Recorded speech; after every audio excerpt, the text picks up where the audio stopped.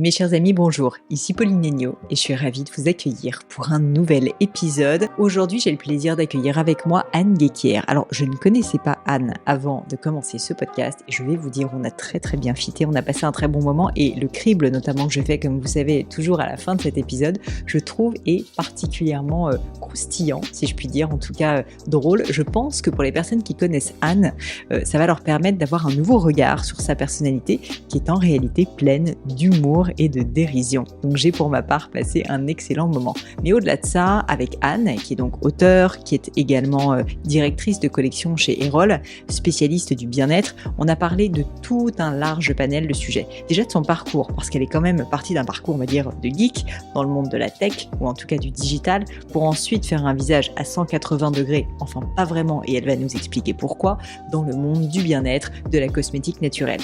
Suite à quoi, elle a fini par développer Féminin Bio, et puis évidemment le fameux podcast Métamorphose que je vous invite à écouter et qui existe toujours aujourd'hui.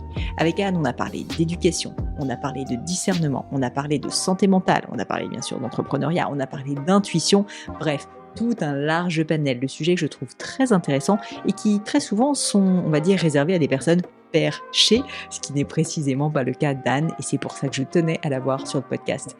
J'espère de tout cœur que cet épisode vous plaira. Si c'est le cas, n'hésitez pas à le dire à Anne, je suis sûre qu'elle sera ravie. Elle est présente sur les réseaux sociaux, puis moi aussi un petit message de temps en temps, ça me fait plaisir. Mais je ne vous en dis pas plus et laisse place à cette conversation avec Anne Guéquière.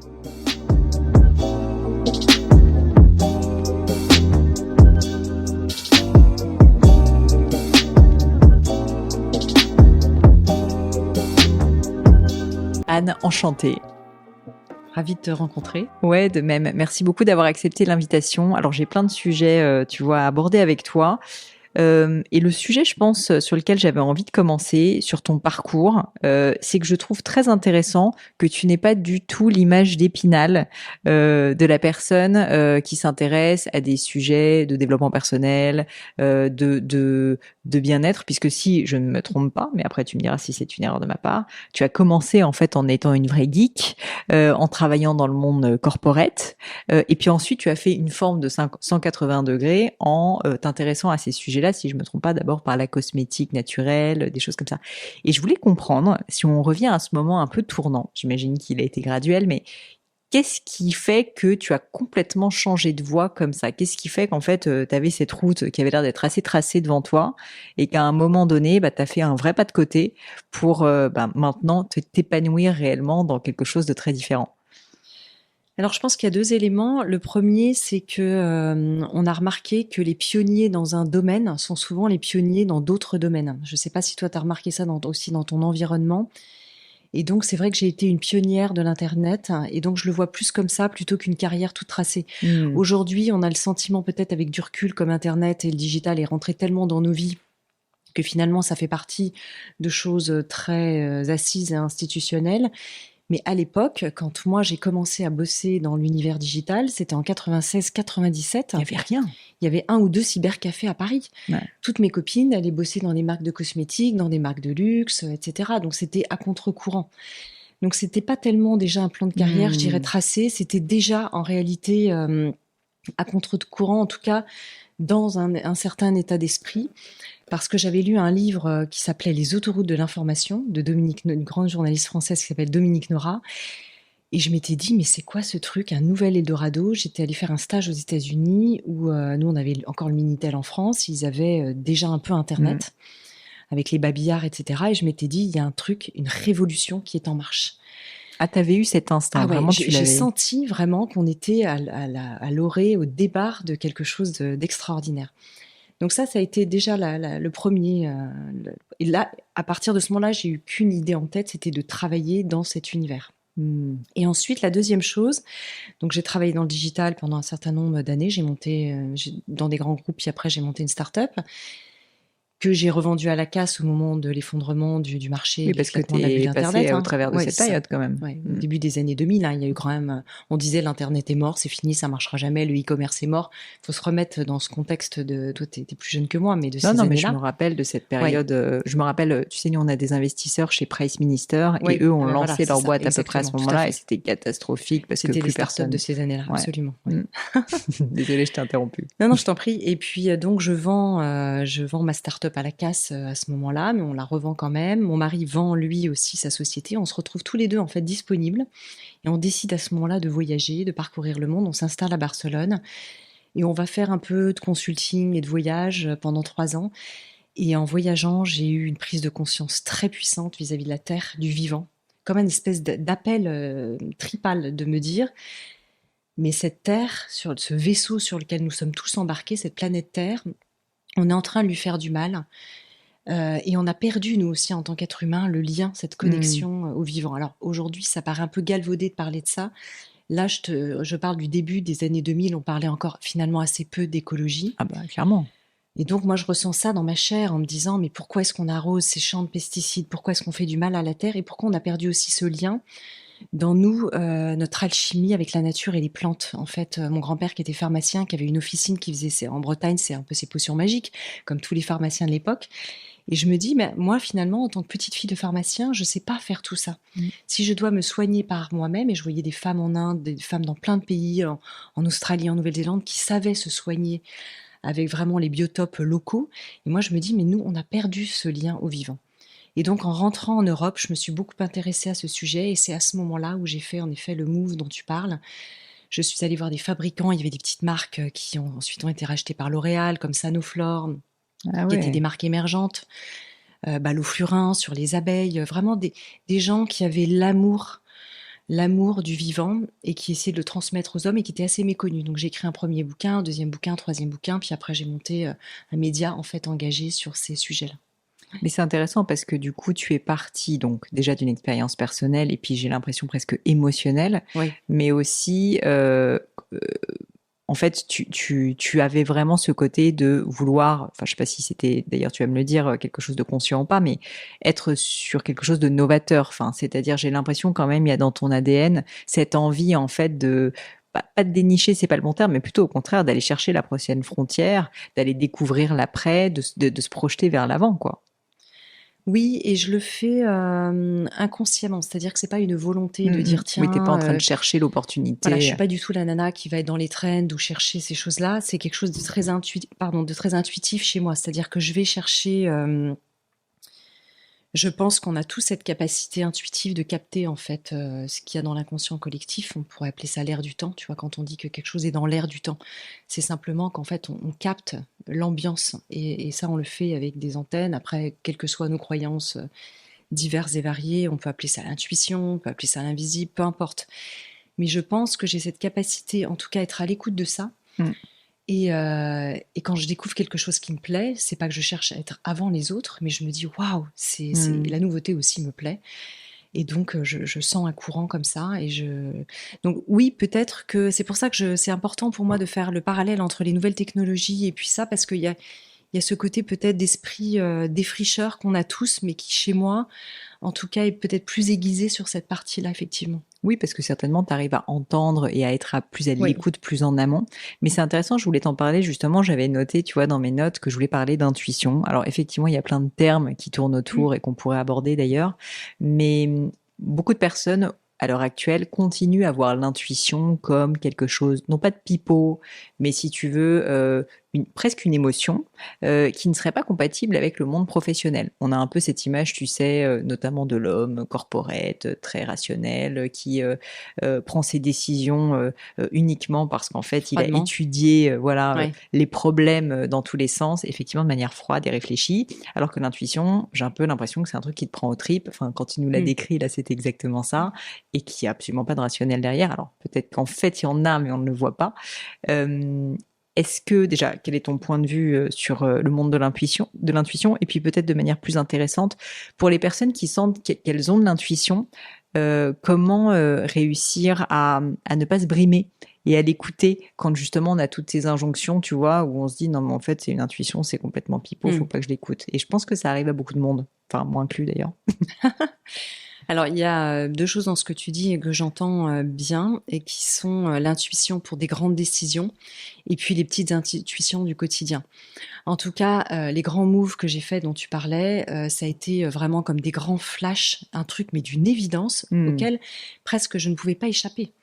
C'est comme si j'étais saisie par le sujet qui me précédait. Tu vois, quand moi, j'attendais tout à l'heure pour qu'on fasse cette interview toutes les deux, je lisais le catalogue de présentation de la marque où tu expliques que tu étais en train de chercher une bague et que tu n'as pas trouvé en fait ce que tu voulais. Et j'imaginais ce que tu avais pu ressentir à ce moment-là, au moment où tu as dit, mais finalement, en fait, ce qu'on cherche n'existe pas encore et on va le créer, tu vois. Ça me fait des frissons d'ailleurs quand j'essayais des évidences comme ça par moment. Donc ça, ce sont vraiment les intuitions presque que tout le monde attend dans la vie, parce que tout le monde a envie d'avoir une sorte de révélation, un truc qui tombe dessus professionnellement, personnellement. Tu rencontres l'amour, tu décides de te marier, tu dis c'est the one, la personne. Et là, on se pose même pas la question. Après, là où c'est plus compliqué, c'est tous les petits signes et toutes les petites intuitions dans le quotidien de ces petites décisions qui sont pas des grandes bifurcations, mais quand même qui peuvent nous empoisonner. Tiens, j'ai vu un appart qui me plaît, est-ce que je dois l'acheter ou pas l'acheter? Alors, je dis pas que c'est pas une grande décision, mais c'est moins important que de s'engager dans un grand projet pro ou perso. Ceci, cela. Et comment, en fait, je peux me mettre à l'écoute de ça? Ben moi, je crois qu'il y a qu'une réponse, c'est vraiment le silence intérieur. C'est comment je peux me mettre au désert, j'appelle ça aussi le désert intérieur, c'est-à-dire cet espace où en fait il n'y a plus de place pour les plus, les moins, le mental, parce que tout peut être à la fois signe, tout peut être plus et moins, et finalement, au bout du compte, Complètement. on aura beau faire une colonne des plus et de moins, parfois t'as 40 moins et un plus, et puis tu te dis, bah, je vais quand même aller là. Donc ça n'a ni queue ni tête. Donc c'est vraiment comment je peux retourner à l'intérieur et essayer de sentir ce qui fait joie aussi à l'intérieur de moi. Est-ce que ça me met en joie ou finalement, il y a un truc de gut feeling comme ça qui fait moyen? Pas complètement.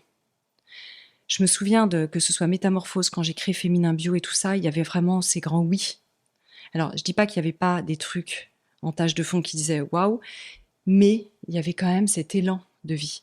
Donc je crois que c'est toujours ce petit moment qu'on doit chercher, mais pour ça, il faut pas être anesthésié émotionnellement. Moi, il y a une partie de moi qui est très, ce qu'on appelle les gens un peu brainy, comme ça, dans le mental. Et ce type de personne, on peut être aussi un peu anesthésié émotionnellement. Qu'est-ce que je ressens, en fait, physiquement? Parce que tu es uniquement dans le rationnel, c'est ça? Où sont logées mes émotions? Quand je ressens quelque chose, est-ce que c'est uniquement dans la tête ou est-ce que ça descend à l'intérieur de moi? Donc c'est tout ça qu'il faut petit à petit conscientiser.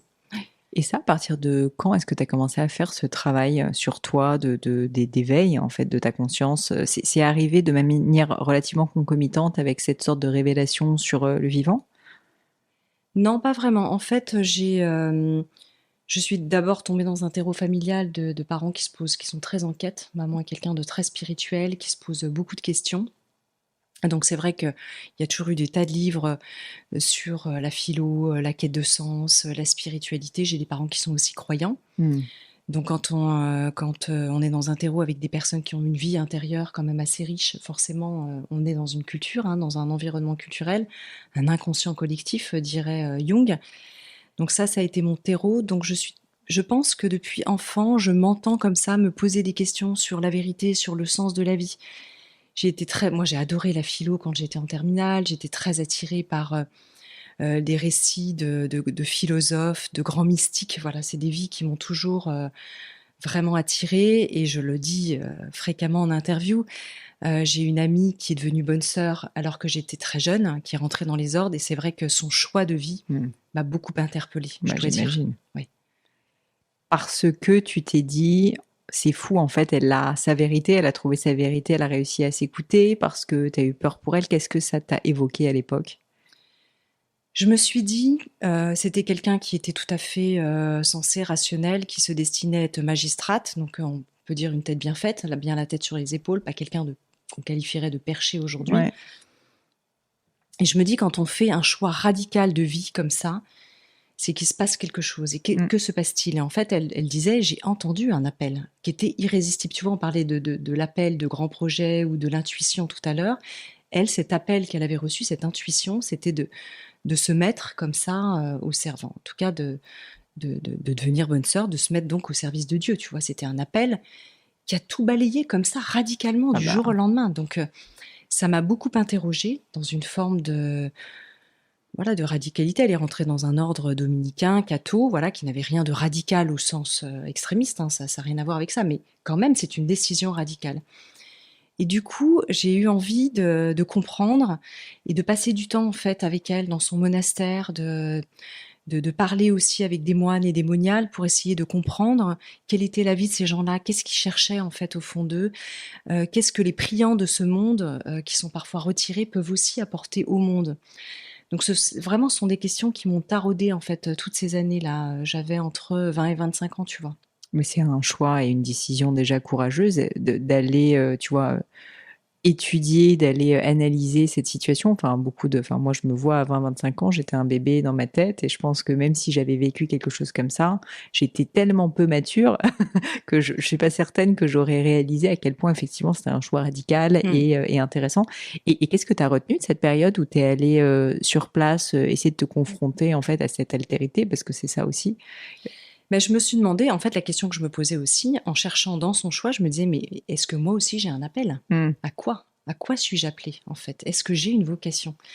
Cette idée de la vocation, ça m'a toujours interpellée. Pourquoi certains ont des vocations très jeunes, de médecins, qui partent dans l'humanitaire, etc. Et d'autres, finalement, cherchent un peu leur voie comme ça, un peu toute leur vie. Et je me suis dit, peut-être qu'en se mettant justement dans le silence intérieur au désert, je vais entendre peut-être un appel pour moi.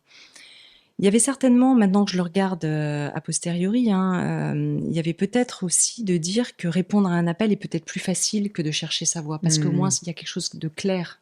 C'est intéressant. Tu vois, plutôt que d'aller à tâtons, de se poser des questions. Donc Oui, on peut-être que ferme des portes, quoi, finalement. voilà, et on ferme Beaucoup de des portes. portes. Choisir, c'est aussi renoncer, mais aussi avancer. Et quelque part, je me disais, ça peut peut-être aussi simplifier. Et puis je pense qu'à l'intérieur de moi, il y avait cette soif d'un appel d'absolu, on va l'appeler comme ça, hein. Certains le nommeraient Dieu, d'autres l'amour, peu importe les mots que chacun y met avec ses croyances, mais je crois que j'ai cette soif d'absolu et de réponse à cette question de l'absolu, qui est le grand questionnement de l'être humain. Pourquoi, en fait, sommes-nous vivants? Vers où allons-nous? Pourquoi nous sommes-nous incarnés? On va tous dans la même direction, vers notre finitude, d'une manière ou d'une autre. Tous les écosystèmes montrent que tout est cyclique, une renaissance, une vie, puis une fin. Et donc cette grande question de l'existence me taraudait, comme ça, jeune, et j'ai trouvé des réponses, en tout cas dans ce silence. Et ce que j'ai entendu, c'est que j'étais appelée, non pas moi à devenir bonne sœur, parce que je me suis quand même aussi posé les questions, hein, par effet miroir, en étant dans ces monastères, et moi. Et j'ai entendu que non, j'étais vraiment appelée à me mettre au service du vivant, mais dans le monde, mais quand même à être au service du vivant dans son ensemble. Je comprenais pas vraiment ce que ça voulait dire, ça. Et je l'ai compris après. Quand est-ce que tu l'as compris? Quand j'ai voyagé, quand la Terre m'a rappelé, hein, ce que je t'expliquais tout à l'heure. Et puis, en me mettant aujourd'hui à travers mon podcast Métamorphose, les livres que je publie en tant que directrice d'ouvrage, que j'écris, au vivant dans son ensemble, à travers aussi des sujets de psychologie, de santé mentale. Nous sommes aussi l'écosystème qui faisons partie de l'écosystème global. Nous sommes le vivant. Ouais. Bah, justement, je voulais te parler de tous ces sujets. Mais avant ça, revenir sur un mot que tu as utilisé, que j'ai trouvé interpellant, le mot perché. Ouais. Le mot perché, parce que je pense que beaucoup de personnes qui nous écoutent se disent que ces sujets de santé mentale, d'écoute du vivant, d'une sorte de révélation, c'est finalement des sujets où il faut être un peu perché pour y croire. Et pour autant, quand on voit ton parcours, justement, on peut se dire que tu n'es précisément pas perché. Et je voulais savoir si tu constates aujourd'hui qu'il y a il y a toujours, on va dire, une forme de défiance vis-à-vis des sujets du bien-être, du vivant, de la nature. Est-ce que tu sens une évolution? Et puis, les personnes, justement, qui sont mal à l'aise avec ces sujets, sans vouloir forcément les convaincre, mais qu'est-ce que tu peux leur dire, en fait, pour qu'au moins ils soient peut-être un petit peu plus à l'écoute? Il y a plusieurs éléments de réponse. C'est vrai que quand on parle du bien-être et de la nature, de quoi parle-t-on déjà? C'est difficile de dire parce que c'est tellement vaste. c'est très holistique. Est-ce qu'on parle de nos écosystèmes, de l'alimentation saine, du bio, de l'agroécologie? Est-ce qu'on parle de la santé mentale, de la psyché? De quoi parle-t-on? Tu vois, quand on parle de ça, c'est très large. Donc, moi, je crois déjà beaucoup à une biodiversité de la parole, que tout ce qui est trop extrémiste ou enfermant nous enferme dans à nouveau des écosystèmes qui sont dangereux en fait pour l'être humain. Donc, je fais très attention à garder une grande ouverture d'esprit. On est aujourd'hui dans un espèce d'Eldorado où les gens se sentent mal, se posent de plus en plus la question de pourquoi justement cette existence, parce que la planète aussi va mal et que cette question peut-être de la mort, de la finitude est peut-être plus prégnante que dans les Glorieuses où il y a quelques années.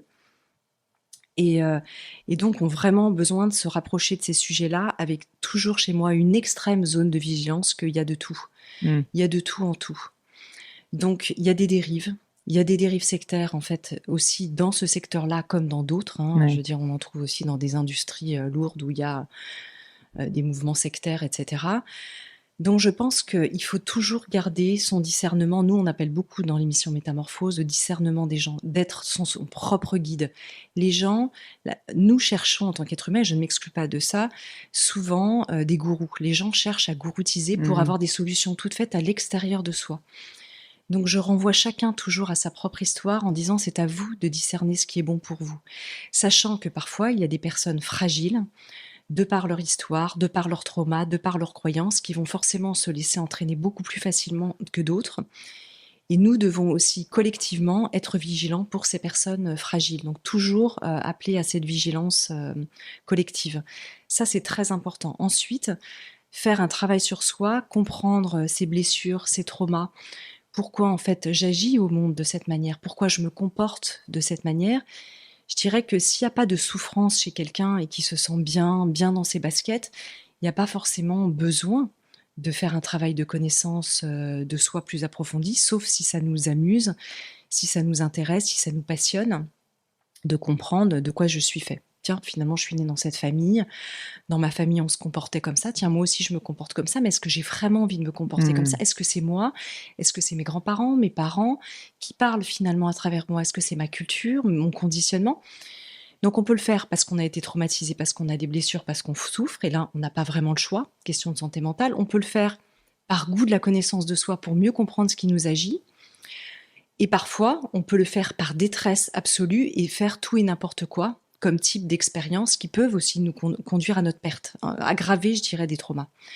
Donc, il faut bien être conscient, en fait, quand on démarre ce chemin de connaissance de soi, pourquoi, en fait, je le fais, comment je trouve les bonnes personnes, est-ce que j'en ai entendu parler, etc., etc. Donc, voilà, je ne sais pas si ça répond en tout cas à ta question. Et je te remercie parce que justement, j'allais te poser la question corollaire et te dire, donc à la fois, je vois bien qu'il y a des personnes qui se défient de ce genre de sujet, même s'ils sont, comme tu l'as dit, très vastes et très flous et qu'il y a plein de choses à mettre dedans, beaucoup d'amalgames.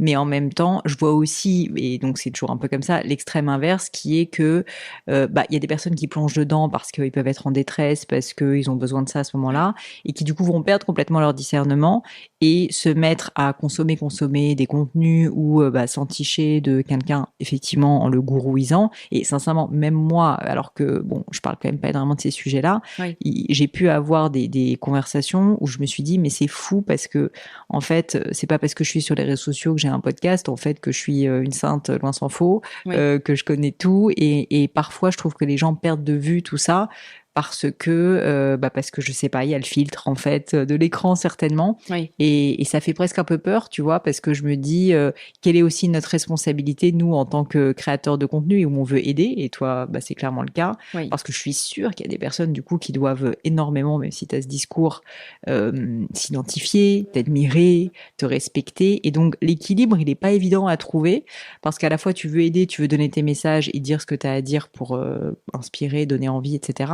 Mais en même temps, il faut faire attention à ce que ça ne devienne pas contre-productif finalement, parce que ces personnes-là perdent, surtout si elles sont en situation de faiblesse, comme tu l'as dit, perdent un peu leur recul et leur discernement, quoi. Je sais pas d'ailleurs si tu essayes d'instaurer un moyen en fait d'éviter ce genre de scénario ou si ça n'arrive pas tant que ça, mais je peux imaginer que dans ton cas, c'est particulièrement le cas, parce que tu touches à des sujets souvent assez profonds quand même dans le podcast. À quel niveau on essaie de prendre tu veux dire? Non, mais je veux dire, tu vois, est-ce que tu peux avoir des personnes qui sont tellement fans de toi, si tu veux, honnêtement, hein, que du coup, t'es obligé presque de leur dire, mais enfin, je vous remercie parce que quand même, il faut être là-dedans et c'est normal, mais je suis pas parfaite. Enfin, je sais pas, tu vois, redonner un peu de contexte pour que ce que tu essayes d'apporter en aide ne se transforme pas en quelque chose de contre-productif pour ces personnes. Alors, la chance que j'ai, c'est que moi, je fais pas un talk show où je dis ma vérité à l'antenne. C'est-à-dire que j'écris des livres, les gens peuvent me suivre. D'ailleurs, dans mon dernier bouquin, je parle d'une quarantaine de thérapies que j'ai expérimentées ou pas, dont j'ai entendu parler, que je passe un peu au crible comme ça.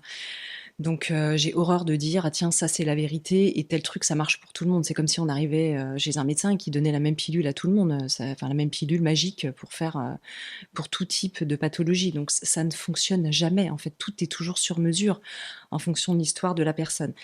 Donc moi déjà je prends assez peu la parole pour dire faites ceci, faites cela. Quand je partage, c'est soit quand je suis interviewée effectivement sur le livre que j'ai écrit qu'on me demande, mais j'ai pas un talk show comme certains effectivement coachs américains par exemple qui disent ben moi mes croyances c'est ça et qui peut-être essayent aussi de parce que c'est leurs croyances, ils sont complètement emballés de les partager à tout le monde. Et moi je le dis très bien dans mon livre en disant par exemple moi je suis chrétienne, comme certains diraient Mathieu Ricard je suis bouddhiste, etc. C'est ma croyance aujourd'hui, donc j'ai aussi ce prisme-là. Et je parle parfois avec ce prisme-là. Mais loin de moi l'idée de faire du prosélytisme ou de vous entraîner là-dedans. Moi, je suis tellement quelqu'un qui aime, je suis une entrepreneuse comme toi. Les entrepreneurs, ils aiment avant tout, ce sont des gens libres. Et donc, moi, j'ai pas du tout envie qu'on m'enferme. J'ai absolument pas envie d'enfermer les autres, ni de les embarquer dans des voies qui seraient des voies de garage potentiellement pour eux. Surtout pas. Mais tu as raison et ça se sent. Mais je pense que du coup, tu as raison de le proactivement d'éviter que ça arrive parce que même si c'est contre ton gré, oui, parce que les gens, comme on disait, cherchent à mettre les autres sur des piédestals. Et dans des cases. Et dans des cases également. Hier, j'étais à un petit showcase de Anna Chédid, là, et puis elle a sorti un projet éditorial que j'ai publié chez Erol. Donc, on a fait des dédicaces au marché. Il y a des gens qui sont venus me voir en disant « Vous êtes mon modèle », une dame qui pleurait, etc. Et je lui ai dit, vous savez, moi, je suis quelqu'un comme tout le monde, en fait. Je suis, voilà, moi aussi, j'ai mes cheminements, j'ai mon ombre et ma lumière. Le cœur d'un humain, il est le même, avec plus ou moins de trauma, plus ou moins de blessures, de par la lourdeur ou la plus ou moins légèreté de nos histoires. Mais le cœur humain, il est pareil même. Je ne suis pas différente, je ne suis pas différente de l'autre. Et après, on a papoté un peu comme des copines. Voilà. Et elle a senti qu'en fait. Finalement, t'étais cool. Elle s'est dit, mais en fait, elle est normale. C'est une vraie personne. Non, mais il y a quand même un effet vu à la télé, quoi, tu vois. Bah, toi, tu dois vivre ça aussi. Mais oui, mais c'est pour ça que je t'en parlais, parce que je me rappelle d'une conversation ubuesque avec une amie à moi qui est influenceuse et qui m'a interviewée et qui me disait, mais en fait, c'est dingue, t'es quasiment comme une gourou, en fait, parce que les gens, quand ils ont su qu'on faisait un truc ensemble, mais ils étaient comme des dingues. Et je sais que ça paraît très prétentieux de dire ça, donc je m'en excuse, mais c'est littéralement ce qui m'est arrivé. Et je me suis dit, mais c'est fou parce que c'est tellement pas ce que je veux donner comme image. Et en fait, du coup, je savais pas exactement comment faire. Donc c'est pour ça que je me suis dit, dans ton cas, je pense que ça doit être assez prégnant. Donc je me suis permis de te poser cette question. L'avantage que j'ai peut-être par rapport à de l'influence plus classique, c'est que moi, je travaille quand même sur des sujets de conscience et de connaissance de soi. C'est vrai. Donc j'ai aussi fait ce travail sur mes masques et personnages. Donc si je commence d'un seul coup à m'identifier à un personnage qui pourrait être une forme de personnage un peu célèbre, etc., je le vois, ce personnage, donc il me fait marrer. Je me dis, ah tiens, là, tu vois, tu sais pas trop comment te comporter quand les gens sont fans vis-à-vis de toi, et ça me fait rire. Et voilà, avec l'humour. L'humour, c'est formidable pour ça. On redescend un petit peu d'un cran et d'un étage. C'est clair, c'est clair. Ça, c'est quelqu'un qui m'a appris ça, qui m'a dit, c'est le meilleur moyen de se réancrer, c'est l'humour. Et je sais pas si c'est quelque chose, d'ailleurs, que tu as beaucoup abordé dans tes livres ou ton podcast, mais je trouve que c'est en fait un outil presque de... Alors, développement personnel, c'est peut-être pas le terme, mais de santé mentale. De sagesse, de sagesse. De sagesse, hein. Oui, et d'ailleurs, dans la philosophie zen, etc., il y a énormément d'humour, en réalité.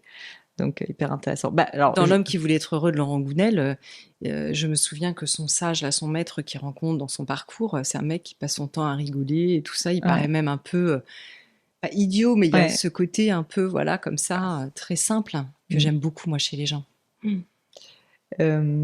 Santé mentale.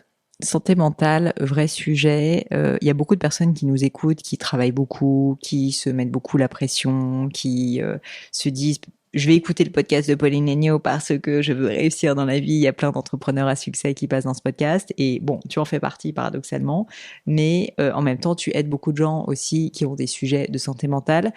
Et je pense que l'un des principaux que je voulais aborder avec toi, c'est tous les sujets relatifs à, si ce n'est un burn-out, on va dire des sujets où on se met tellement une pression colossale sur les épaules et on s'identifie tellement à son travail qu'en fait, on a la peur de tout. On a peur de trop travailler, mais peur de pas assez travailler, peur d'avoir une vie de famille qui soit pas épanouie, mais en même temps peur d'avoir une vie de famille et que du coup on n'ait pas le temps de travailler et donc d'avoir du succès. En plus tout ça dans un micmac pas possible avec des sujets de comparaison.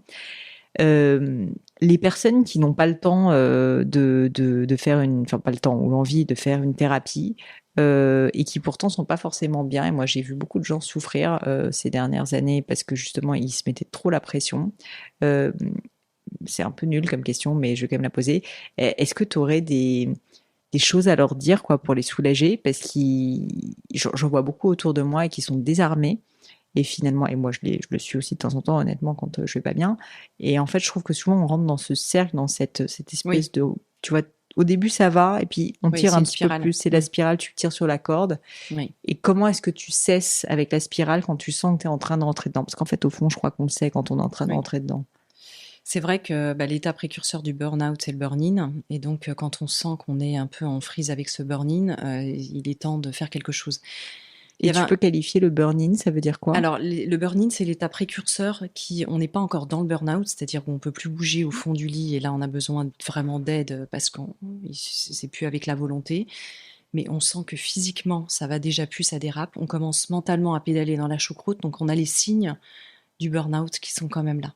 Et tu pourrais donner quelques exemples de signes, typiquement pour des personnes qui nous écoutent, ou moi. Ouais. Quand on commence à sentir que la réflexion n'est plus aussi sharp qu'avant, alors qu'on sait qu'on a l'intelligence et normalement l'éclairage pour le faire, mais que ça mouline plus, il y a moins de clarté, par exemple, dans les décisions. Hein, c'est ce que j'appelle un peu pédaler dans la choucroute au niveau du mental.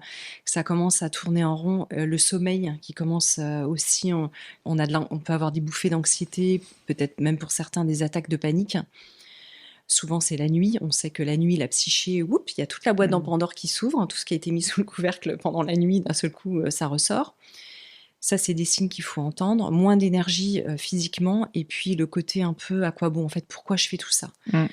Voilà. Si on commence à cumuler un peu ces signes-là, bon, déjà, on peut se dire attention. Et là, pour moi, il n'y a qu'une solution, c'est le corps. Il faut passer par le corps. Dans ces cas-là, la tête, elle est useless. C'est-à-dire qu'on n'a plus d'utilité trop de passer par la volonté, par la tête. Il faut passer par le corps. Et là, il faut redresser d'abord le corps avant de faire autre chose. Comment est-ce qu'on redresse le corps ? Soit on va avoir quelqu'un qui peut nous aider, par exemple un naturopathe, un médecin psychiatre. Moi, à l'époque, j'étais justement en période de burn-in. J'avais monté ma start-up Féminin Bio, alors que j'allais accoucher de ma 3e fille et que mes 2 filles aînées avaient 1 an et demi et 1 an et demi de plus. J'ai eu 3 enfants en 3 ans, 3 ans et demi. Donc physiquement, j'étais épuisée. Voilà. Et tu te rendais compte que tu étais dans un sale état? Oui, je me suis rendu compte et c'est là où je suis allée. J'avais entendu parler d'un médecin psychiatre qui soignait avec des plantes, justement, et je m'étais dit, tiens, c'est intéressant. Donc je m'étais dit, je vais faire une consultation. Et c'est lui qui m'avait dit, j'en parle d'ailleurs dans mon livre, il faut d'abord remonter le corps. Il m'a dit, je vais vous donner de l'olivier. Je vais vous faire prendre des gélules d'olivier. Alors ça a été la technique qui a marché pour moi. Mais comment je peux d'abord m'occuper du corps? J'avais fait un podcast super intéressant avec... je le connais très bien, son nom m'échappe, un ostéopathe français qui a publié chez Flammarion, qui est un grand spécialiste du burn-out et qui traite physiquement aussi les gens en ostéopathie pour le burn-out. Donc comment je peux d'abord m'occuper du corps pour le faire redescendre parce que l'état de stress qui devient ensuite chronique avant le burn-out, c'est un état d'hypervigilance. C'est cette gazelle dans la savane, au lieu d'avoir peur du lion d'un seul coup ou ponctuellement, elle va être en permanence en train d'être complètement dans cet état-là qui n'arrive plus à redescendre. Donc là, il y a plusieurs techniques. Toutes les techniques psychocorporelles peuvent aider. Ça peut être la respiration profonde, la cohérence cardiaque, dont on parle beaucoup. Ça peut être des techniques, la méthode Tipeee sur la gestion des émotions. Ça peut être du massage extrêmement profond, l'ostéopathie. Mais d'abord, s'occuper du corps. Donc ça, c'est essentiel. Pour se réancrer ? Pour se réancrer, moi, ce que je fais, parce que j'habite en montagne, donc je vis en plein air.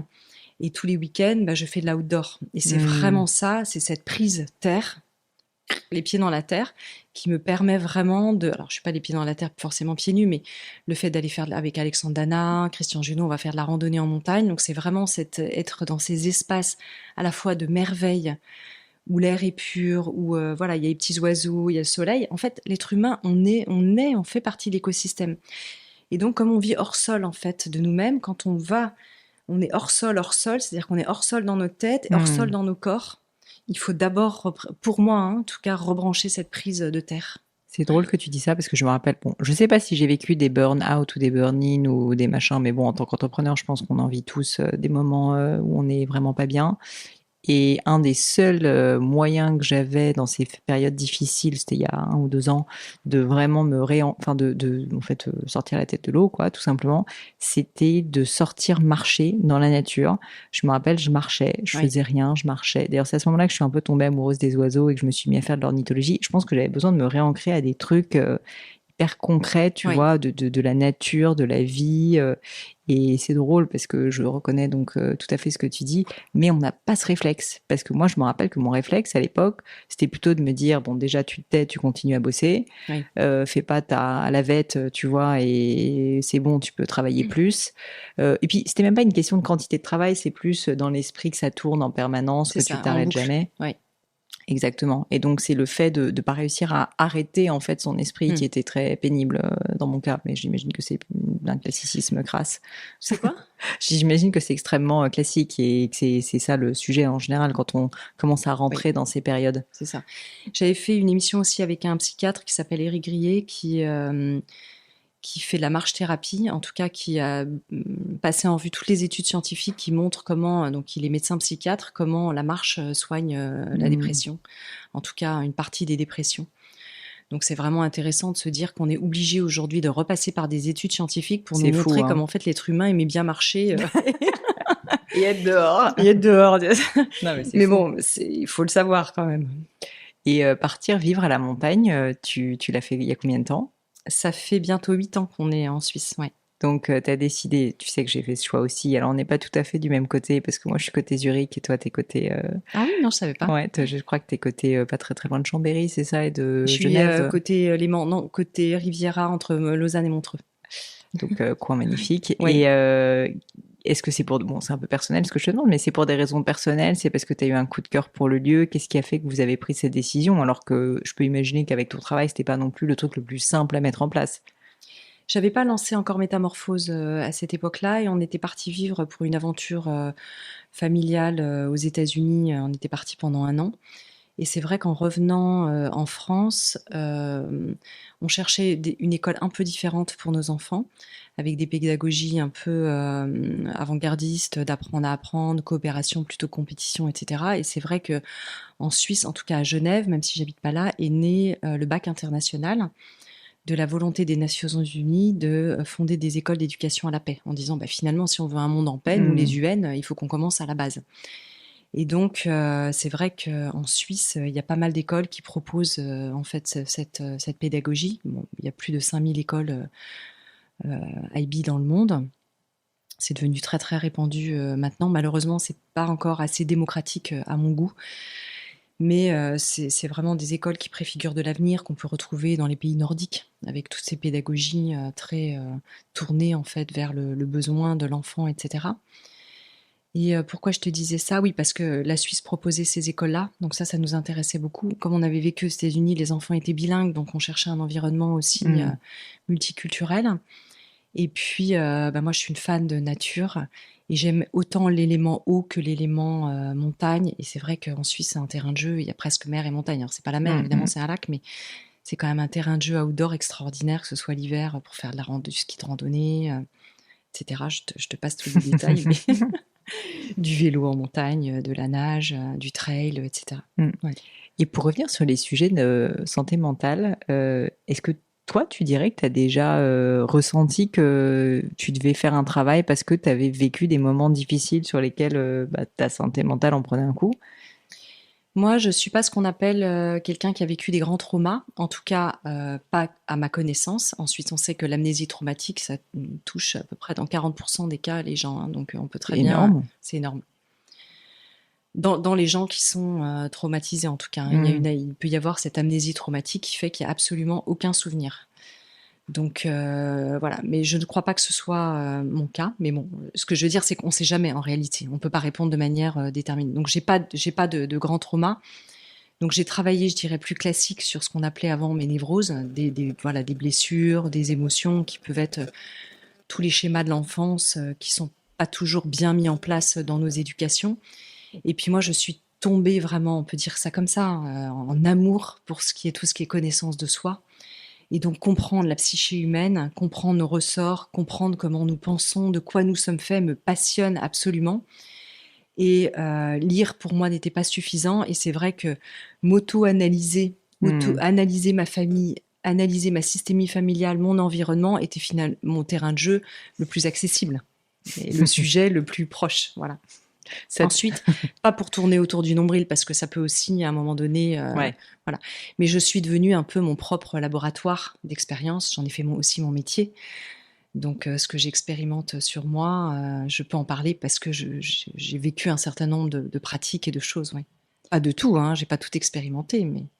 Et est-ce que selon toi, il est possible d'être, c'est peut-être ça la sagesse, je ne sais pas, d'être profondément sain mentalement, ou est-ce qu'en fait, au final, on a tous nos blessures? Parce que je te pose cette question, en réalité, j'ai l'impression qu'il y a presque maintenant un système inverse, tu vois, d'injonction où paradoxalement, on est presque fier en fait de montrer on a en fait des névroses ou que en tout cas on a des problèmes de santé mentale. Enfin, c'est peut-être pas politiquement correct ce que je veux dire, mais j'ai presque l'impression qu'il y a un peu une traîne maintenant sur les réseaux sociaux de montrer Alors qu'en on est fait tous on n'est quand même pas plus bien. ou moins névrosés. Hein.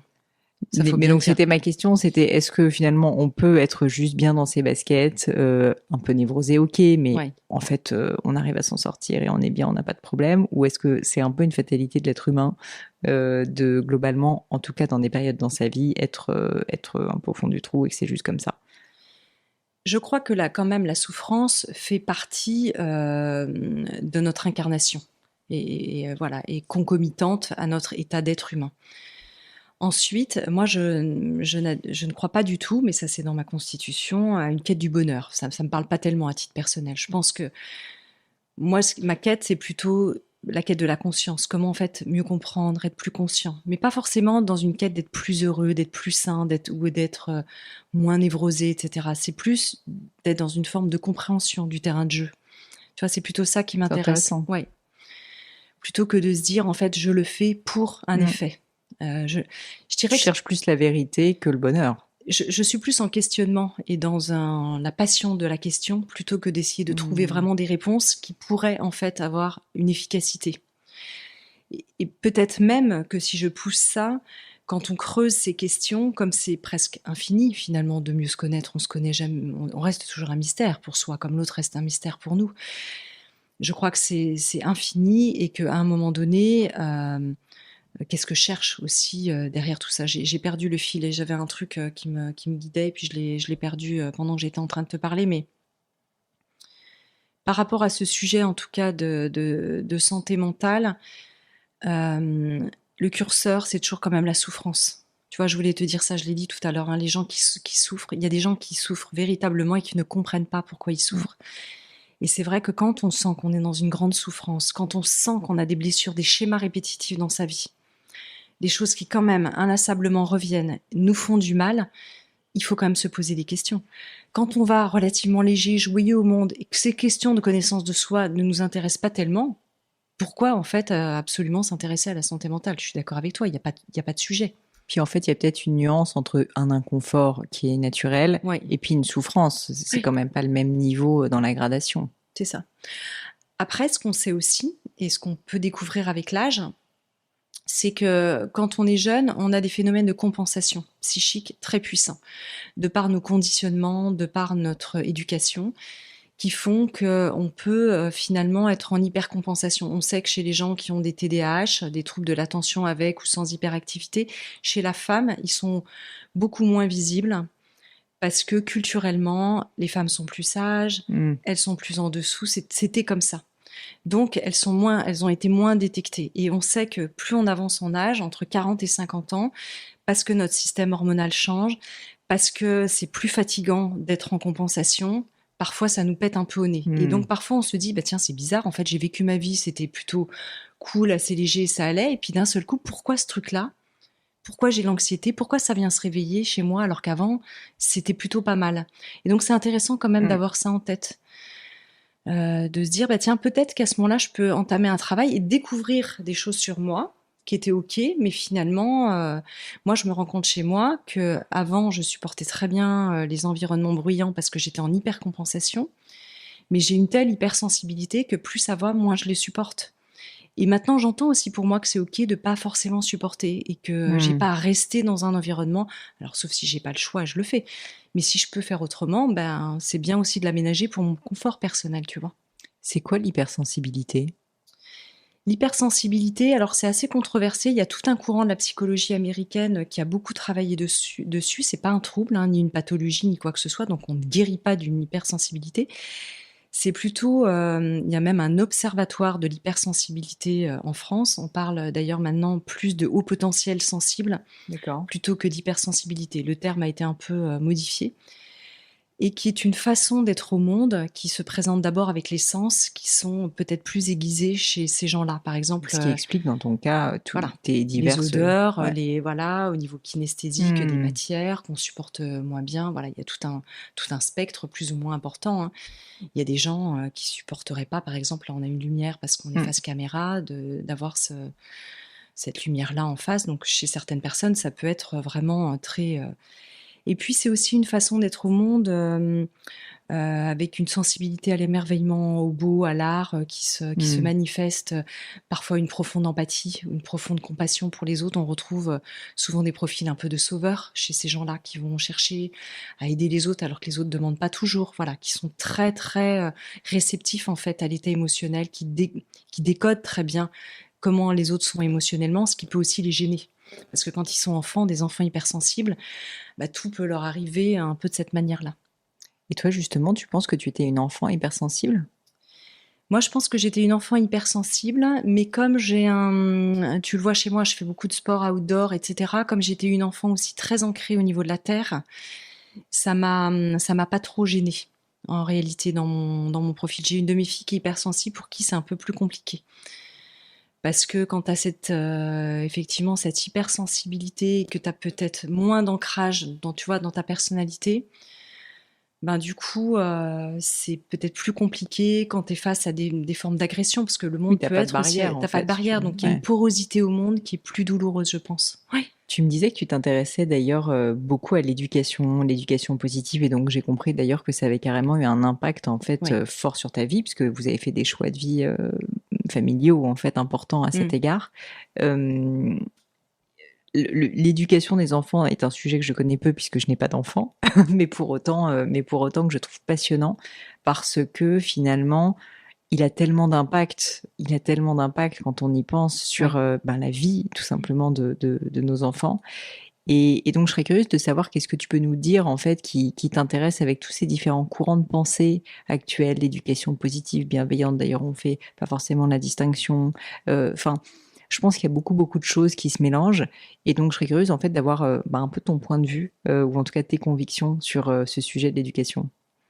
Moi, j'ai été très inspirée par une grande pédagogue italienne, Maria Montessori, qui a été la première femme médecin en Italie, il y a un peu plus de 100 ans.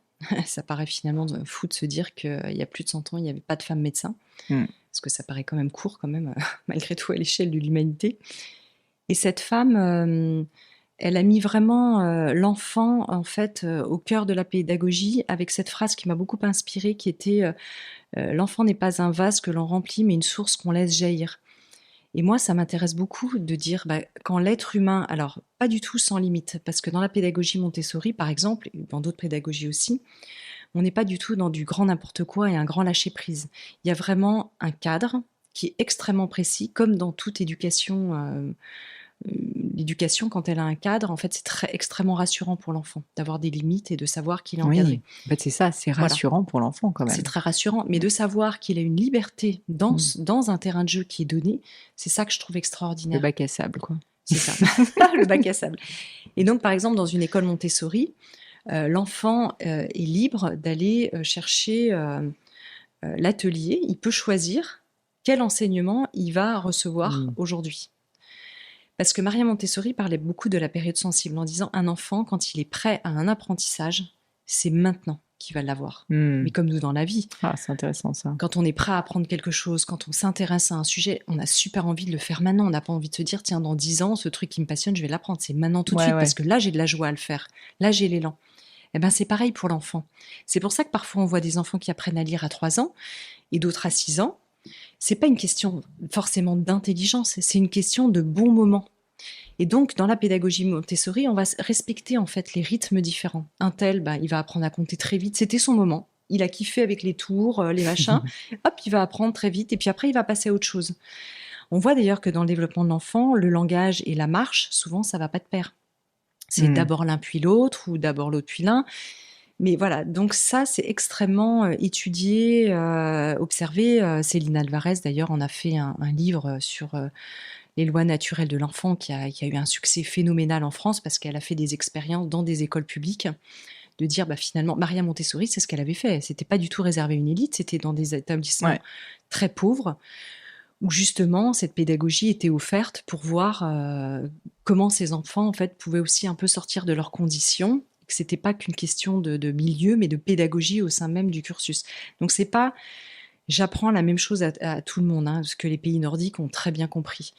Donc c'est vrai, quand moi j'ai été mère enceinte et que j'ai eu des enfants, ça m'a beaucoup interrogée de me dire dans quel système éducatif j'ai envie que mes enfants apprennent. Ils sont quand même 8 heures par jour sur des bancs d'école pendant presque 20-25 ans. Et donc, à quoi vont-ils être exposés ? Alors là, c'est pareil, il faut être vigilant. Il y a des pédagogies parfois qui sont un peu hasardeuses. Donc, il faut, qu'on parlait de dérive sectaire tout à l'heure, je pense qu'il faut être vigilant quand on choisit une école. Il faut aussi regarder est-ce qu'il n'y a pas une philosophie derrière qui ne nous plairait pas. Et voilà. Moi, ce qui m'intéressait, c'était vraiment les méthodes d'apprentissage. Oui, ce que tu me disais, apprendre à apprendre. C'est-à-dire que les enfants aient la liberté d'une certaine, enfin dans ce cadre, dans ce fameux bac à sable, mais aussi qui cultivent cette envie d'apprendre et au-delà de cultiver l'envie, qu'ils apprennent à le faire, parce que c'est pas forcément quelque chose qui est évident. Au lieu de se dire tiens, apprends-moi ce livre par cœur, et je crois aussi à la rigueur intellectuelle qui est vraiment intéressante. Donc savoir mémoriser, restituer, synthétiser, c'est très bien pour l'esprit. Mais à côté de ça, que du par cœur pour recracher de l'information auquel on ne voit pas de sens et quand on n'a pas de joie dans l'apprentissage et qu'on se bourre juste le crâne, quel est le sens de ça ? On se pose aussi la question. Alors que dans apprendre à apprendre, je vois dans l'école de mes filles, par exemple, en cours d'histoire, ils vont devoir, admettons qu'ils soient une vingtaine, ils vont chacun choisir un sujet d'étude. On leur dit, vous prenez un personnage qui a changé le cours de l'histoire, par exemple, pour la paix. Donc, ils vont choisir chacun un modèle différent. Ils vont faire des recherches dessus. Ils vont le présenter à l'ensemble de la classe. Du coup, c'est génial parce qu'au lieu d'avoir tous appris sur Mandela, ils vont apprendre sur 20 personnalités avec des élèves passionnés qui ont fait chacun leur recherche sur un personnage incroyable. Oui, puis ça responsabilise énormément aussi. Tout à fait. Ça apprend à chercher l'info aussi par soi-même. Ce qui est à l'heure actuelle très important quand on voit à quel point il y a des infos pipeaux un peu partout. C'est ça. Est-ce qu'on peut encore trouver de l'info qui n'est... Enfin, est-ce qu'on peut savoir quelle information est juste ? J'en parlais avec un neuroscientifique, là, Sébastien Boller, c'est devenu très compliqué quand même. Bien sûr. Bien sûr. Et puis d'autant plus que, malgré tout, j'ai pas envie d'idéaliser nos enfances, mais nous, je me rappelle, c'était pas si évident de chercher des sources, etc. Mais moi, quand j'étais en études, je devais aller farfouiller dans plein de bibliothèques pour aller trouver les ouvrages, les commander, les faire venir. Enfin, c'était très compliqué, mais on y arrivait. Et puis, tu vois, je lisais des bibliographies, des notes de bas de page qui me renvoyaient, il fallait tester, etc. Et donc, on apprenait, je trouve, à avoir une forme de discernement ou d'esprit critique, parce que parfois, on voyait bien que, en fait, là, cet auteur, il avait un peu pompé ou que c'était pas quelque chose de très sérieux. Je trouve que maintenant, c'est d'autant plus important et c'est ce discernement qui est nécessaire à l'heure actuelle, vu le surplus d'informations évidentes qu'on a, et surtout d'informations sans source fiable. Oui. Donc, petite diatribe de ma part, tu m'excuseras. Non, mais c'est exactement ça. Et chez nos jeunes, ça appelle aussi à la vigilance. Et Ouais. je ne sais pas s'ils ont toujours le discernement, comme on ne l'a pas non plus, nous, sur ces aspects-là. Hein. Non, et c'est pour ça que l'apprentissage par cœur est presque dommageable, parce qu'en fait, il te crée presque un mécanisme inverse de, en fait, je dois croire et recracher ce qu'on m'a mis sous le nez. Donc, en fait, on ne questionne pas la figure d'autorité, on va même pas s'assurer, en fait, de l'envers du décor et de la source. C'est un vrai problème, quand même. Ouais. Anne, écoute, on arrive pas très très loin de la fin de cette interview et à la fin j'ai toujours mon fameux crible, qui sont les questions que je pose à tous mes invités, qui sont des questions perso. Et alors je me réjouis, je me frotte les mains parce que j'ai hâte d'avoir tes réponses. La première, c'est est-ce que tu as vécu dans ta vie un grand échec, qui serait un peu ton plus bel échec, un échec que tu pourrais nous partager, et surtout au-delà de l'échec, en réalité, ce qui m'intéresse, c'est plus les enseignements que tu en as tirés. Quand on a cherché à partir vivre aux États-Unis, on est parti pendant 1 an et on partait pour une aventure de 3 à 5 ans et plus si affinité.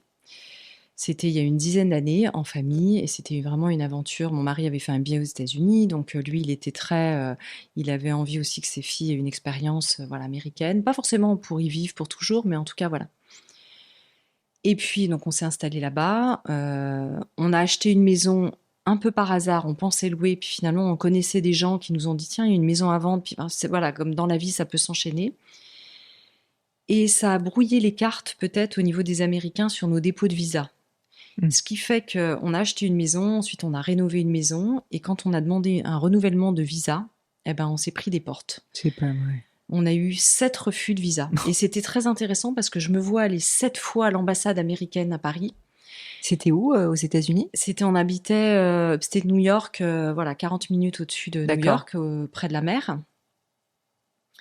Puis en plus, on s'était dit, ouais, les Américains, ils sont quand même assez ouverts sur tout ce qui est entrepreneuriat. Enfin, c'est quand même les rois de j'entreprends, j'échoue, j'entreprends, etc. Donc, Oui, mais ils sont aussi assez procéduriers, ouais, puis on exactement. rigole pas avec l'immigration là-bas, hein, quand Voilà. même. C'est ça qu'on a découvert à nos dépens. Incroyable. Et là, en fait, on est rentré pour l'été en France pour les vacances. Et on pensait que ça allait être une formalité de pouvoir repartir. Donc, on est juste arrivé avec nos valises. On avait donc retapé une maison, on s'était installé là-bas. Les enfants étaient scolarisés dans une école américaine. Et au moment de repartir, donc en septembre pour la rentrée des classes, impossible de rentrer. Pas de visa. Donc, on s'est dit, bon, c'est une affaire de semaines. 3 semaines après, pas de visa. Donc, 7 demandes de visa, 7 refus de visa. Et donc, c'était intéressant parce que moi, ça m'a vraiment fait travailler. Alors, c'était pas forcément un échec personnel au sens où c'était pas quelque chose que j'avais entrepris personnellement. Oui. Voilà, c'était aussi d'un fait extérieur qui était cette administration américaine. Mais ça a été une leçon pour moi de me dire, tiens, la vie ne veut pas tant que tu ailles là-bas, vraiment. Hein, c'est comme 7 refus de visa, c'est vraiment un signe qui est extrêmement... Oui, là, c'est clair et net. À un moment donné, tu dis, ok, on entend, on vend tout et on revient là. Une leçon de dire, parfois, c'est intéressant que ta volonté veut quelque chose, mais la vie t'indique que tu n'es pas dans la bonne direction. Et comment tu te mets à l'écoute de ça ou pas?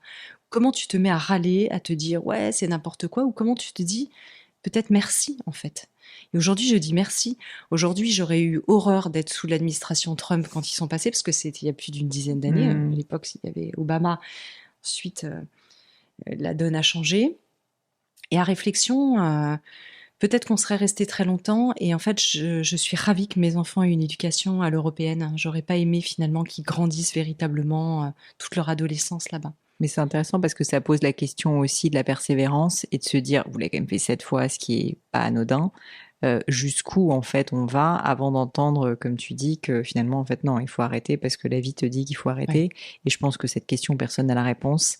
Mais en tout cas, c'est intéressant via cet exemple, je trouve. J'aurais jamais fondé Métamorphose. Voilà, après on peut refaire la vie avec des si, on ne mettrait pas en bouteille, mais en tout cas c'était intéressant comme leçon de vie. Alors, s'il y avait quelque chose qui était à refaire, qu'est-ce que tu referais différemment? Je ferais de la musique. Ah, un instrument particulier? Du violoncelle. Est-ce que tes filles jouent? Non, elles ont fait beaucoup de musique. Elles ont arrêté maintenant parce qu'elles sont, je te disais, ados et donc elles sont dans d'autres périodes, mais peut-être qu'elles y reviendront.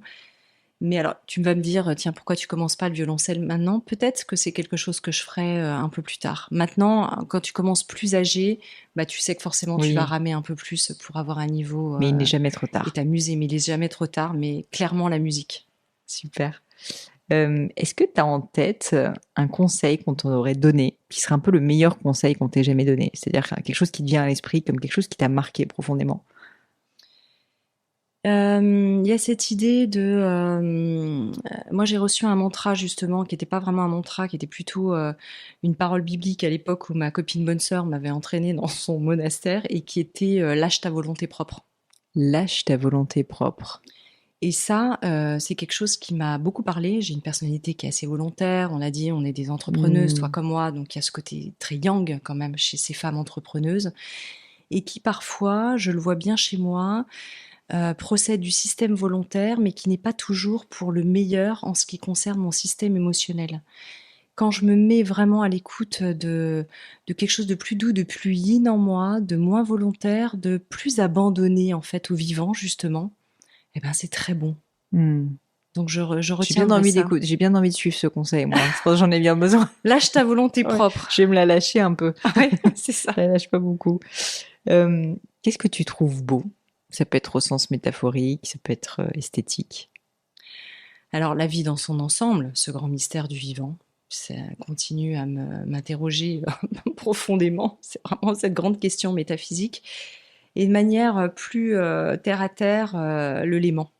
Je suis fascinée par cette lumière du Léman.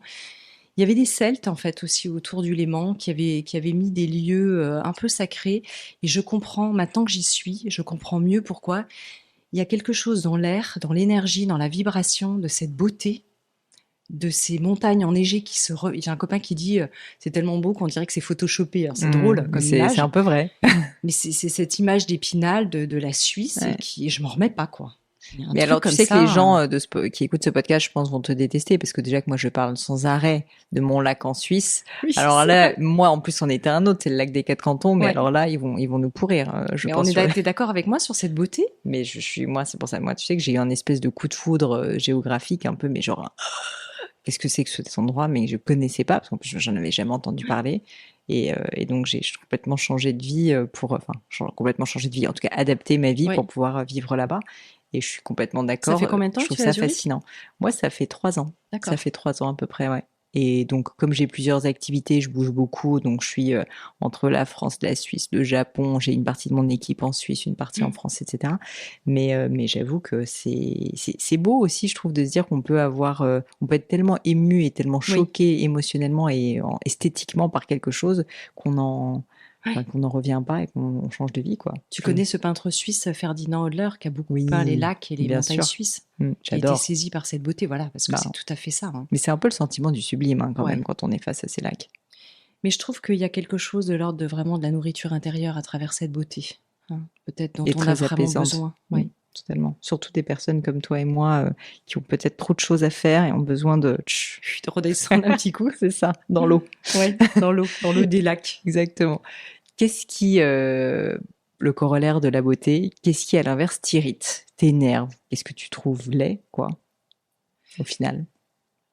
Quand tu m'as envoyé ces questions de la fin, là, j'étais dans le train avec des gens qui parlaient au téléphone et qui parlaient très fort. Moi, je te l'ai dit, je suis hyper sensible au bruit environnant, au respect aussi des autres. Je suis vachement empathique, donc c'est vrai que les gens qui ne respectent pas, c'est difficile pour moi en tant qu'hypersensible de pas me sentir quand même agressée dans une forme de respect. Alors, peut-être que moi, je respecte non plus pas toujours les autres, mais c'est vrai qu'il y a une sorte d'agression peut-être comme ça. J'avais noté autre chose, mais tu vois, ça m'échappe. Cette empathie, cette hypersensibilité font aussi que j'ai un côté hyper adaptable et que j'excuse aussi beaucoup les autres, tu vois. Donc, ce qui pourrait m'énerver, j'essaie de comprendre en fait d'où ça vient. Voilà, peut-être que l'autre finalement était pas bien. Donc, il y a ce côté de parfois peut-être un peu trop compréhensive, tu vois, dans une. Donc là, dans ce cas précis, tu t'es levé pour leur demander de parler un peu moins fort ou d'aller dans le wagon-bar? Ou finalement, typiquement, tu ne fais pas ce genre de choses? Non, je l'ai dit à la personne parce qu'elle parlait en allemand, peu importe, mais elle parlait extrêmement fort et pendant très longtemps. Donc, et donc avec ma voisine avec qui on était très complices, qu'elle ne pouvait plus du tout écouter sa musique. Et on lui a dit extrêmement gentiment, c'était quelqu'un de sympa avec qui j'avais discuté en plus avant, donc je voulais vraiment pas lui faire de mal, mais c'était, voilà, donc ça peut m'irriter. Donc savoir avec grâce, montrer quand même qu'il y a une forme de respect ou de limite, justement, qu'il faut Mm. savoir tenir. Parfait. Qu'est-ce qui t'irrite, toi, tiens? Ouf, beaucoup de choses. Beaucoup de choses. Je pense que ce qui m'irrite, j'aime pas la mesquinerie. J'aime pas du tout les personnes qui sont... Quand je dis mesquinerie, c'est au sens d'un manque de générosité. Je pense que le monde est vaste. Alors, je parle pas de gens qui n'ont pas du tout de moyens, je parle pas uniquement même de manière financière, mais des personnes qui ont des moyens ou qui ont une forme, on va dire, euh, comment dire, d'abondance dans un domaine quel qu'il soit et qui ne le partagent pas, euh, ou en tout cas qui refusent de le partager quand on leur demande gentiment et qu'il y a une raison derrière, je trouve ça assez laid. Et donc ça, c'est quelque chose qui m'irrite pas mal. Ça tape sur le système. Ouais, je supporte assez mal ça, effectivement. Et puis après, ce qui mérite aussi, c'est parce que je suis entrepreneur comme toi et que je pense que la liberté, la valeur la plus importante dans ma vie, c'est quand quand on enferme dans des cases, quand toute restriction de la liberté est quelque chose qui c'est même pas que ça m'irrite, c'est que ça me pèse et que ça me draine très fortement en fait. Et donc ça, j'essaye de. Ouais. Après, c'est toujours pareil, c'est que c'est dans une limite parce qu'en fait, il faut pouvoir suivre des règles, etc. Et je suis pas anarchiste, mais néanmoins, j'avoue que le fait de vouloir enlever des libertés, moi, c'est quelque chose que j'ai beaucoup de mal à concevoir. Donc, quand je le vois et cette oppression me fait beaucoup de mal. Ouais, voilà. Je comprends tout à fait. Un autre truc qui m'irrite quand je t'écoute, c'est que il est arrivé une fois d'avoir lu quelque chose dans la presse qui était faux sur moi. Ah ouais. On a dit que j'avais fait un documentaire anti-Covid. Alors, j'ai jamais fait de documentaire de ma vie. Et encore moins sur ces sujets-là. Jamais pris la parole sur cette période de la pandémie, ni dans le podcast, ni par ailleurs. Donc ça m'irrite aussi. Oui, parce oui. que la malhonnêteté, quoi. c'est de la malhonnêteté intellectuelle. Et ça, j'aime pas trop. Souvent, j'ai appris, c'est un peu terrible ce que je veux dire, et ça va paraître là encore prétentieux, c'est que c'est souvent l'incompétence. Mais bon. Merci de le dire. Est-ce qu'il y a une personne décédée ou vivante que tu aurais aimé rencontrer? Alors, c'est une petite nouvelle question qui est spéciale pour toi, Anne. Je ne l'avais jamais posée avant, et donc je la teste. Tu es mon cobaye, mais je me suis dit que ça serait intéressant comme question. Qui est-ce que j'aurais aimé rencontrer Que tu aimerais rencontrer encore à l'heure actuelle? Ouais, que j'aimerais rencontrer à l'heure actuelle. Moi qui suis croyante, j'aurais bien aimé rencontrer Jésus, mais là on va se dire ça y est, elle est perchée. Bah non, au contraire, je trouve ça génial comme réponse. Mais T'as lu bien sûr le fabuleux livre d'Éric Emmanuel Schmitt, Le défi de Jérusalem. Oui, non, et puis je pense surtout à son premier, tu sais. Oui, La nuit de feu. Alors aussi, bon, il parle que de Jésus, de toute Pardon, façon. je vais pas faire toute sa biographie, mais parce que c'est son retournement. Non, mais attends, le nom m'échappe, mais c'est Ponce Pilate. Ah non, oui, l'Évangile selon Pilate. c'est ça, ouais, tout à fait. Bon, bref, donc tu les as tous lus. Je suis une fan d'Éric Emmanuel Bah, Schmitt moi que je aussi. reçois très souvent dans Métamorphose. Mais attends, mais envoie-le-moi. Attends, tu rigoles, je suis désolée. Je vais Mais tu sais t'envoyer la qu'Éric prochaine Emmanuel fois. Schmitt, je le pourchasse depuis Je suis des mois, des méga semaines. fan. Mais envoie-le-moi. Alors là, je te Écoutez revendrai l'appareil. nos podcasts ensemble parce qu'on part dans des trucs avec Mais j'avais Éric pas remarqué. Emmanuel. J'avais pas remarqué que vous en. Ah bah écoute, mais moi tu sais, je suis pas assez. Là, tous les deux. Je suis pas assez chrétienne en fait pour lui. C'est ça le problème peut-être. Je sais pas. Non, parce que déjà il savait pas que je suis chrétienne. Puis en plus là, je t'en parle parce que tu m'interviews et donc je vais dans mon intime. Mais sinon dans Métamorphose, je parle pas de ces sujets-là. Et puis lui, il se définit pas forcément comme chrétien. En plus, c'est ce que j'apprécie aussi il d'ailleurs. Pas du tout dans le dogme. Au contraire, il est même surpris lui-même d'avoir reçu ça comme ça, sans avoir véritablement cherché entre guillemets. C'est ça qu'il raconte très très bien, Éric Emmanuel Schmitt. Ouais. Son écriture est incroyable. Moi, je l'admire énormément. Alors là, écoute, je vais te pourchasser maintenant, Anne, pour avoir son contact. Mais je te remercie de m'avoir dit ça. Donc, pas Éric Emmanuel Schmitt puisque tu le connais, mais Jésus. Très bien. Jésus ou Marie-Madeleine peut-être aussi. Bonne réponse. Les deux. Ouais. Ensemble. Une maxime ou une citation que tu aimerais nous partager? Alors, moi, il y a un mot que j'adore qui est le mot chaordique et il y a une citation qui existe. Chaordique. Ouais, qui est l'ordre dans le chaos. Et il y a une citation qui fait écho à ça qui est il faut porter du chaos en soi pour accoucher d'une étoile qui danse, qui est vraiment une citation de Nietzsche très connue. Incroyable. Qui est en signature de mes mails et vraiment qui me reflète bien parce que avec ce côté justement trouble de l'attention, TDAH, il y a forcément du chaos à l'intérieur de moi et donc c'est comment j'apprends à danser avec ce chaos en fait dans ma vie, dans mon quotidien, dans les petites choses comme dans les plus grandes choses. C'est très beau. Merci. J'aime bien celle-ci, je te rassure, il en reste pas beaucoup, il en reste 3.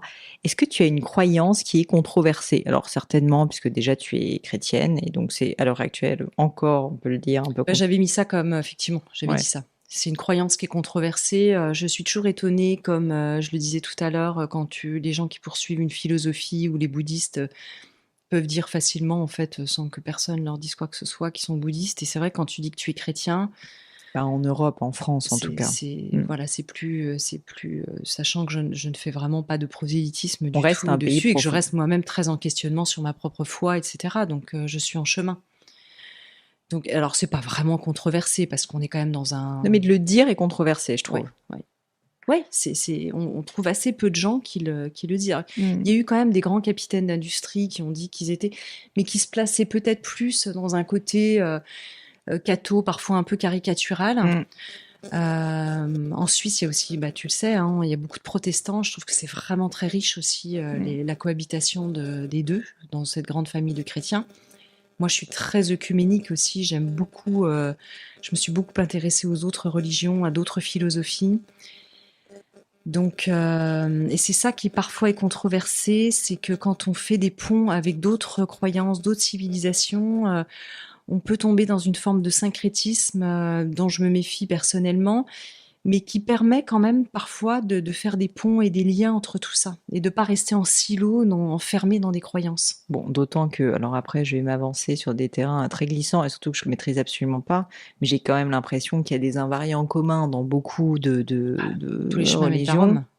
Et qu'au final, bon, Ouais. je vais être pas très appréciée si je dis ça, mais entre catholiques, protestants, même désolé, mais musulmans dans certains cas, bouddhistes et tout, il y a quand même certains, pas tout du tout, et il y a des codes spécifiques bien évidemment, mais il y a parfois, enfin il y a quand même quelques valeurs communes qui sont assez souvent là. Bah, si on reprend les messages de base et pas ce que les hommes en ont fait, Voilà, ce sont des textes souvent. le dogme est très différent, mais au C'est ça, fond, les textes sont magnifiques, les métaphores très belles. Et puis la prière, finalement, la contemplation, la c'est ça. méditation, ça fait partie quand même même avec des variantes, mais d'une grande même famille. Mm. Donc on s'aperçoit que l'être humain recherche in fine un peu toujours les mêmes choses. Effectivement, après, ce qu'en ont fait les hommes et le dogme, c'est autre C'est chose. autre chose. Est-ce qu'il y a un sujet sur lequel tu as déjà changé d'avis qui te vient à l'esprit? Maman me disait beaucoup quand j'étais petite, le sot seul sans tête, le sage, c'est changer d'avis. Donc oui, j'aime bien changer d'avis et j'aime bien cette idée que faire volte-face est possible. Mm. Non pas comme une toupie parce que je suis plutôt quelqu'un avec un esprit un peu marathonien, j'aime bien aller au bout des choses, mais je me laisse aussi cette liberté de pouvoir faire volte-face. Et je dis toujours, j'ai écrit des choses, peut-être que je pense ça aujourd'hui, mais que dans 3 ans, c'est pour ça, faites-vous votre propre vérité. Ne me croyez pas, écoutez votre légende intérieure, parce que qui sommes-nous pour dire des choses qui sembleraient être des semblants de vérité? Vraiment, Puis ça gravé dans le c'est... marbre, Ouais, quoi. c'est ça. Mm. Donc oui, il y a des choses auxquelles j'ai pu parfois attacher de l'importance ou des croyances. J'avais noté, je sais plus quelle idée, mais je l'ai oubliée maintenant. Et ça m'est arrivé de faire volte-face et j'espère que je le ferai vraiment encore, surtout. Et surtout, ce que j'apprécie beaucoup dans ce que tu dis, c'est que tu l'assumes et que... Parce que tu sais, le problème de changer d'avis, c'est que, comme tu dis, il y a un peu un esprit dans lequel on se dit, non, mais il faut il faut une certaine cohérence. Et donc, depuis que j'ai 4 ans, je pense telle chose. Et en fait, non, on a le droit de changer d'avis, on a le droit de dire qu'on s'est trompé, on a le droit de pas dire qu'on s'est trompé, mais juste qu'on a évolué. Enfin, donc j'aime bien cette idée, je te remercie. Dernière question, est-ce qu'il y a un livre qui t'a, un ou des livres, hein, bien sûr, qui t'ont particulièrement marqué? C'est une question qu'on pose souvent, mais moi, l'angle, en fait, c'est que je veux vraiment essayer de comprendre s'il y a des livres qui t'ont changé, qui ont eu un impact très fort sur toi. Bah, il y a eu ce livre quand j'étais à la fin de la vingtaine, là, de Marianne Williamson, Un retour à l'amour, Return to Love, qui m'a beaucoup marquée. Parce que elle pose cette question, j'en ai parlé dans une émission récemment, que ferait l'amour s'il était à ma place? Et c'est vrai que quand on est dans certaines situations où on est bloqué, où on est en conflit avec des personnes, et ça nous arrive dans la vie de tous les jours, des plus ou moins grands conflits, Bah, bien sûr. ou dans une situation où on ne sait pas comment s'en dépêtrer, eh ben, si on enlève la volonté propre et qu'on s'en remet à cette question de dire que ferait l'amour s'il était à ma place, eh ben, ça permet de se mettre comme si on passait en barque sur une autre rive Mm. et de voir ça d'une autre perspective. Donc, rien que pour ça, je remercie ce livre à cet instant-là de ma vie d'avoir mis cette étincelle. Après des livres, tu sais... Bah oui. Il y en a beaucoup. Et Voilà. puis, il y en a beaucoup que tu as écrit aussi. Donc, je suis sûre que les livres qu'on écrit, ils changent notre vie, hein, d'une certaine manière. Ah, bien sûr, ils nous œuvrent. Oui. Anne, écoute, je te remercie 1000 fois pour ton temps, pour tout ce que tu as partagé avec nous. C'était généreux, c'était entier. Ça partait un peu dans tous les sens, ce qui est mon style. Donc, merci d'avoir accepté. Le mien aussi. On va bien Mais ensemble. tu vois, maintenant que je sais que tu nous cites Nietzsche et puis le chaos qui danse, alors là, comme une étoile qui danse, là, je me dis, c'est bon, on était fait pour se rencontrer. C'est ça. Donc, un grand merci à toi. À toi, merci infiniment, Pauline.